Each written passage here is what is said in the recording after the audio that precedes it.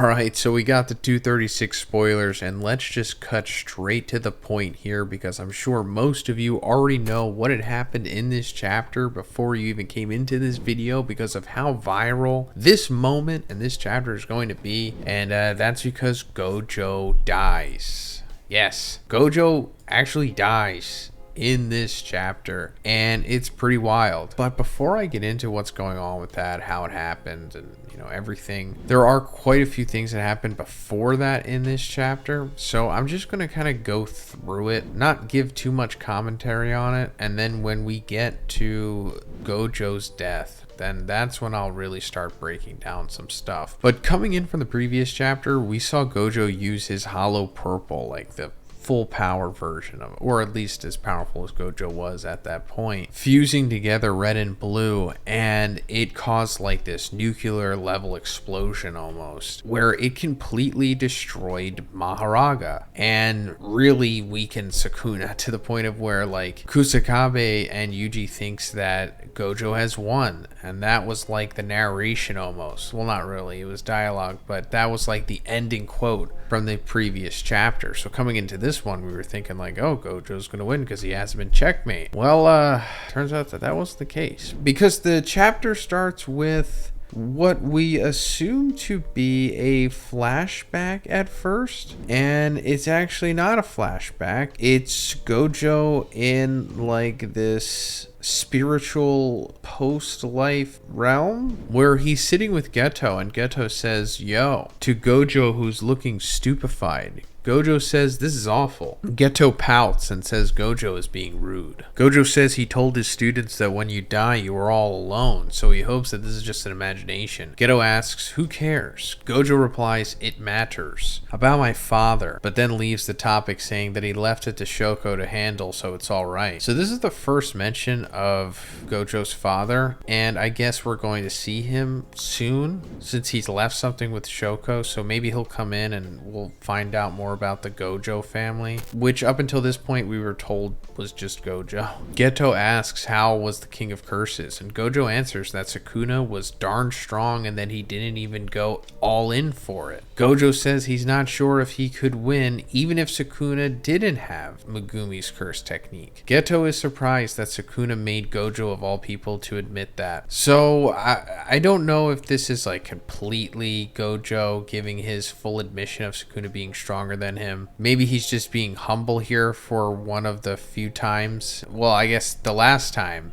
he's being humble in his final moments of death. Maybe this is his ego death, possibly. But it is objective that Sukuna didn't go all in for it, because he has like that fire ability that he used against Jogo, and he didn't use that against Gojo. So at least for that, he just simply didn't go all in. But it's also possible that Gojo himself was never able to fully go in because of Sukuna in Megumi's body. Megumi is like Gojo's nephew. So even though in the beginning of the fight he said that he essentially wasn't holding back because, I don't know, he figured out something to where he was going to save Megumi or whatever, I think that statement only went so far. And it's not like he was prepared to vaporize Megumi to beat him the way that Sukuna was to Gojo, obviously. Gojo says he gave his everything. He trained his body. The techniques he learned, the talent he brushed, inspiration and explosive powers. He says he wanted them to reach Sukuna in hopes it will reach him. Gojo says it was fun. But first, let's talk about the sponsor of this video, Cook Unity. Cook Unity is the first chef-to-consumer platform, delivering freshly prepared, pre-selected meals right to your door weekly. Chefs cook meals with real ingredients, nothing artificial, with humanely raised meat and organic ingredients when possible. Guys, I absolutely love Cook Unity. It is by far one of my favorite sponsors. Cook Unity chefs offer up a wide range of meals with over 7 different dietary preference filters, including vegan, paleo, and gluten-free options. Tonight, I'm eating Chef Chris's beef bourguignon, made by Chef Chris Rattel, but I've also tried the chicken parmesan over cavatappi pasta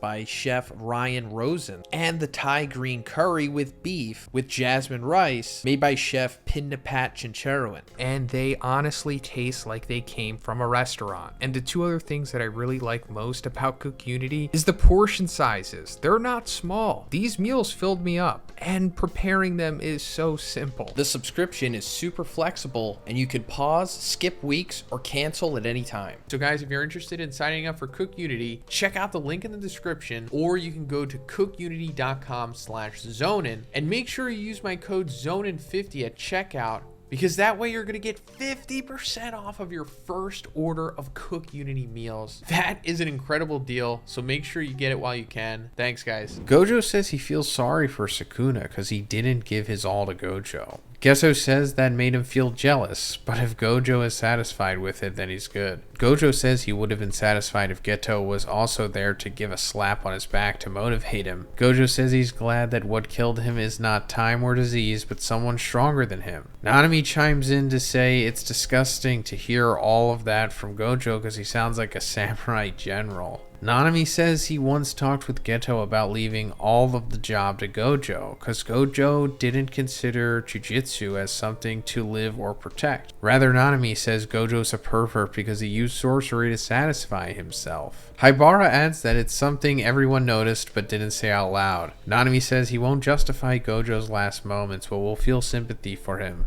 Gojo thanks Nanami for that. When Gojo asks how it was for Nanami in his last moments, Nanami answers that he had once asked Mei-san about it. She suggested to 1. Move north if you're looking for a new side of yourself, or 2. Move south if you want to stay who you are. Nanami says he chose south with any doubt, and his last moments wasn't so bad thanks to Haibara too. Gojo then bids farewell to everyone: Geto, Yaga, Nanami, Haibara, Riko, and Kuroi. So yeah, this is a pretty sad sequence. We're seeing a lot of the characters who have died in this series, especially the ones from the Hidden Inventory arc, or at least who were involved in it. And then we see Gojo lying on the ground, like cut in half. And, he has like the full-blown dead body eyes. Like, it's pretty brutal illustration from Gege here. Like, this is devastating for Gojo fans for sure. Like, this panel, like, man, I mean, I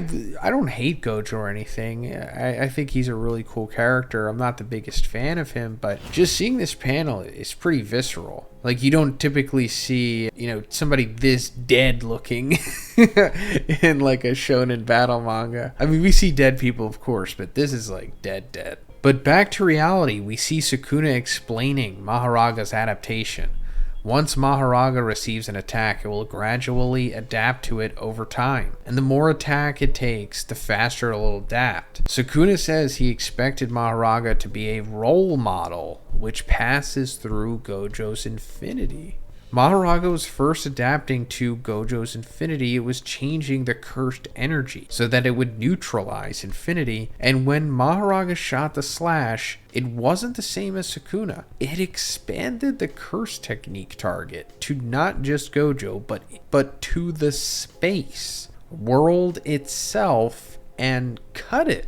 We then see Gojo has been cut in half, as Sukuna explains that infinity doesn't matter if the entire world can be cut. Sukuna says, "Good job, Gojo Satoru, I will never forget about you." So what a wild sequence. Gojo has been killed by Sukuna off panel, because as we come back to him, it's just Sukuna standing over Gojo's legs with his torso on the ground. So what does all of this mean? Well, I'm not entirely sure, of course. This is Gojo versus Sukuna. It's never easy, and it's never simple, but that's part of the fun of it.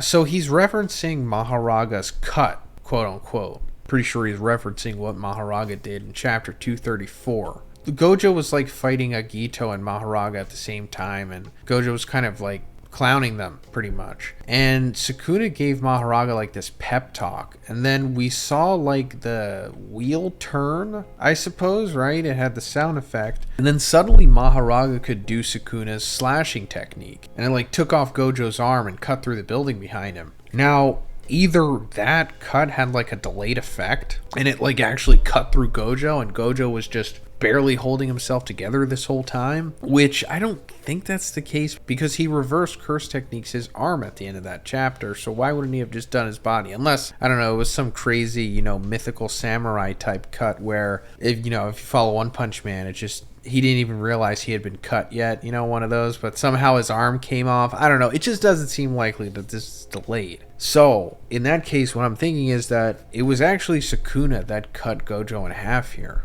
And that's because I think he gained Maharaga's ability.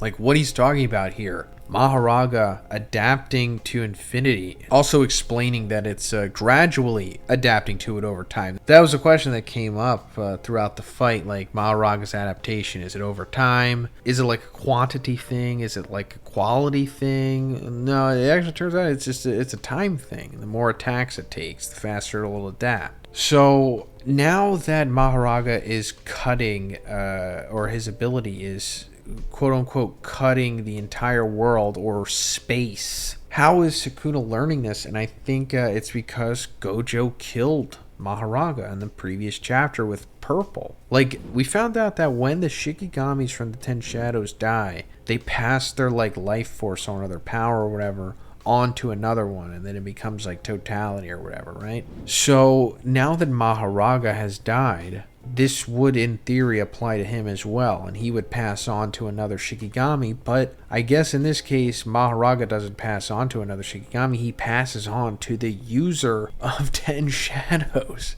Now, that's not being confirmed here, of course. We're not getting much information in this chapter, it appears, but I'm thinking that's what happened. And if that is the case, oh my god, the 10 Shadows is easily one of the greatest battle manga abilities ever, right? Come on. It wasn't enough to just have Maharaga attached to this whole thing, but it's like, even if he gets killed, if you're strong enough or capable enough to do that, it's like, no, well, the guy who summoned them just gains his abilities now. Again, not confirmed, but it really does seem like that's the case here. And then what is this whole thing about it expanding the curse technique target to not just Gojo, but the space, the world itself, and cut it? I guess he could be replicating how infinity works, possibly. I forget where it said it. I'm sorry, guys, but I think it said that infinity or limitless works by affecting cursed energy on a molecular scale. So you're manipulating space around you or other things or whatever.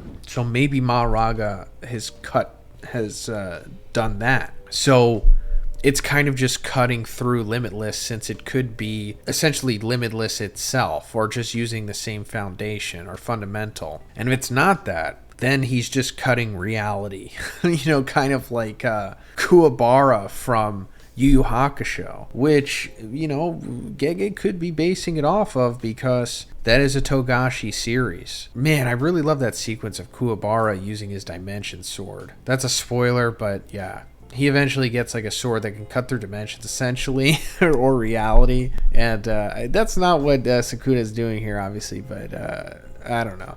Pretty cool nonetheless. He was able to take out Gojo by just slow, patient, methodical gamble. And he outplayed him with a Maharaga play. Pretty cool. I'll go more into this once we get the actual chapter. But as Sukuna says, "Don't let me down," the narrator explains that without any moment of feeling sorrow for Gojo's death, the one that came in is Thunder God, Hajime Kashimo. So that's how the chapter ends. Kashimo entering the fight, and we knew that this was going to happen because he said that if Gojo died or Sukuna won or whatever, Kashimo was going to step in. He was next up. And very interesting that he's being called the Thunder God here. I guess this is confirming that he is Indra, I suppose, right? The thunder god from Hindu, like the Hindu thunder god, Indra. And if that is the case, then I think he has the Vajra, or his curse technique is the Vajra, which is the mighty thunderbolt that Indra had.